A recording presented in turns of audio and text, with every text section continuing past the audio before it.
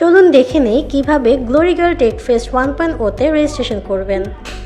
প্রথমে ICT olympiad বাংলাদেশের official ওয়েবসাইটে প্রবেশ করুন।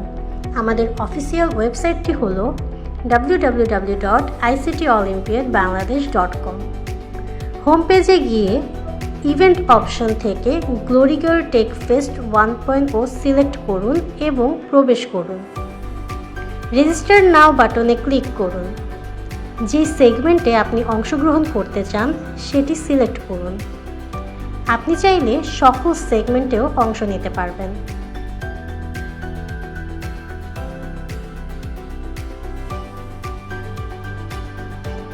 আপনার তথ্য দিয়ে রেজিস্ট্রেশন ফর্মটি পূরণ করুন। নির্ধারিত পেমেন্ট গেটওয়ের মাধ্যমে রেজিস্ট্রেশন ফি দিয়ে আপনার রেজিস্ট্রেশনটি সম্পন্ন করুন।